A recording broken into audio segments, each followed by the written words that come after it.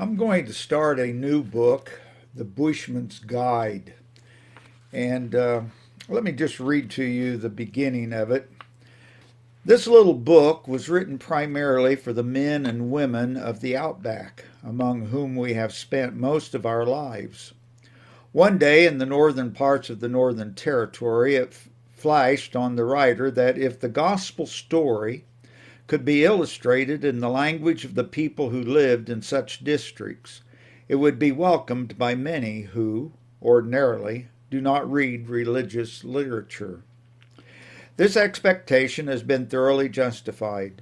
The Bushman's Guide has circulated in all states of the Commonwealth and has reached quite a number of countries overseas.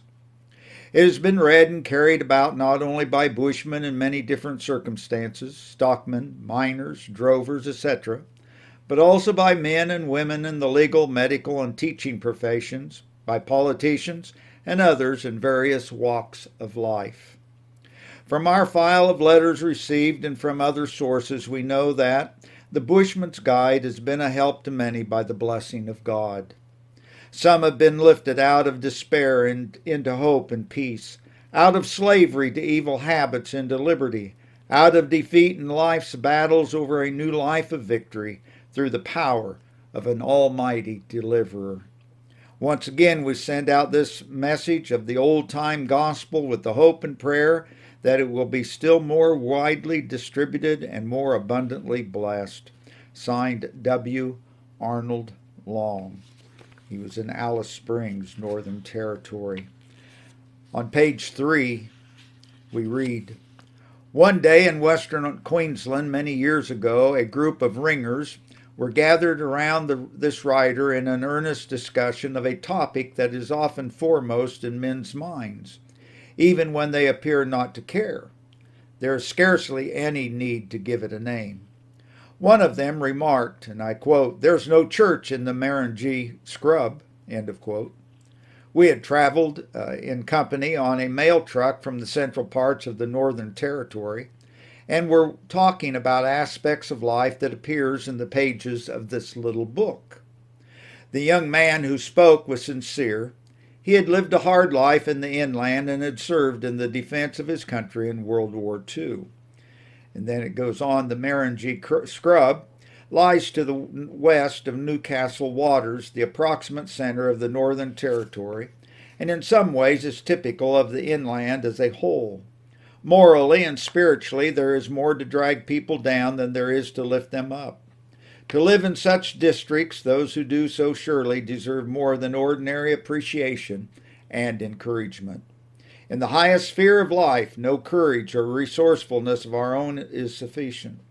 We all need the inspiration, help, and guidance that can only come from above. Is it possible to live a true Christian life even in the interior of Australia? To this question comes the answer from the Bible, and I quote, 'With God all things are possible,' end of quote.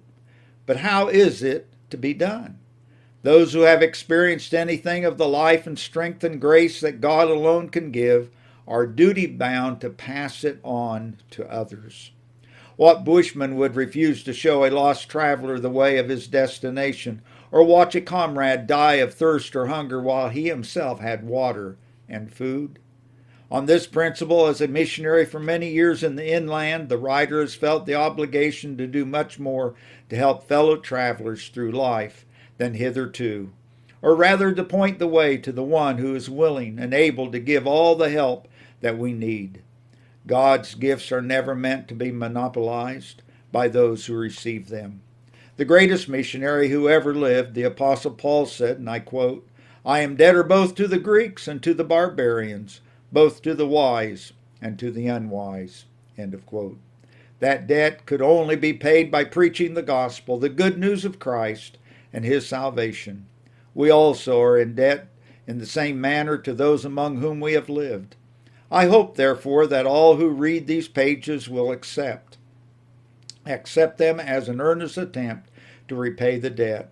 Many of the incidents come from our own personal experience, and to the utmost of our knowledge, all of them are true.